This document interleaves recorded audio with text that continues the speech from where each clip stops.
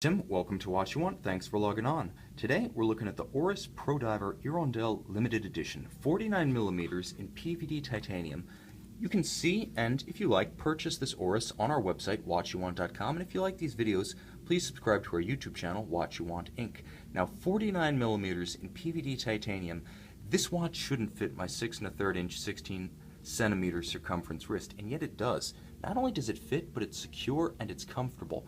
At 18 millimeters thick with an overhanging bezel, I'll tell you a little bit more about that unique system in a moment. It actually cantilevers out over the helium valve at 9 o'clock. You're never going to get this to play nice with any kind of sleeve. I don't care if it is a sport jacket, a blazer, it's just not going to clear. But this watch was designed for diving on your favorite wreck, and if you're Swiss, your favorite wreck is the Hirondelle in Lake Geneva.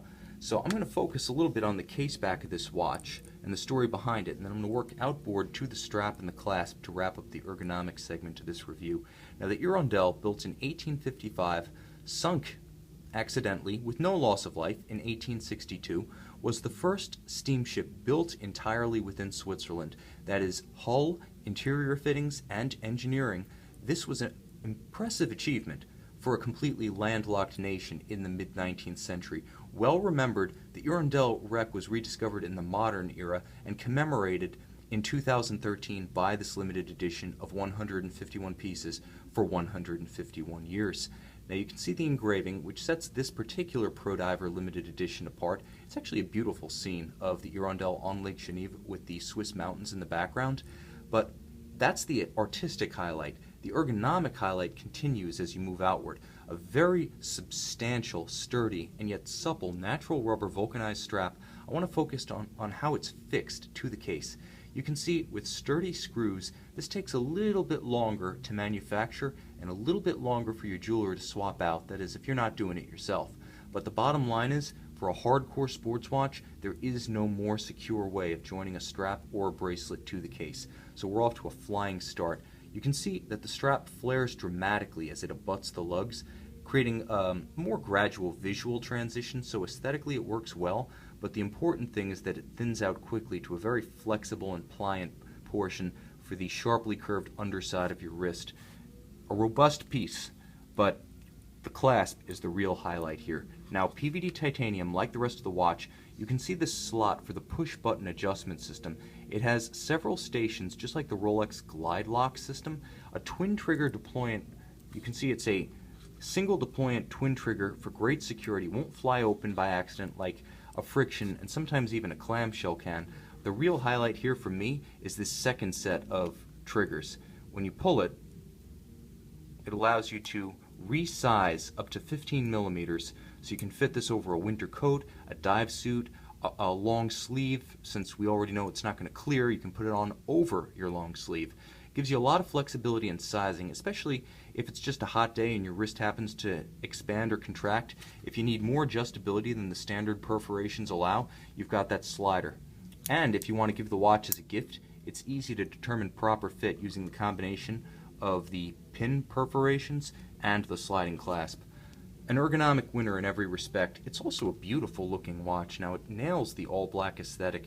These are never going to be formal watches because they're just too aggressive. The all-black watch is best rendered as a no-holds-barred sporting effort, and Oris does that nicely here. Now, they do have a couple of original innovations that add a lot of value, and I want to work my way from the outside in here. Starting with the Oris safety rotation bezel, you can see I can move this sort of outer rubberized bezel grip while having no effect on the location of the ceramic and, I should mention, loomed bezel insert. But when I lift it, I'll show you how that works. Now I engage a clutch that allows me to turn the unidirectional rotating dive bezel.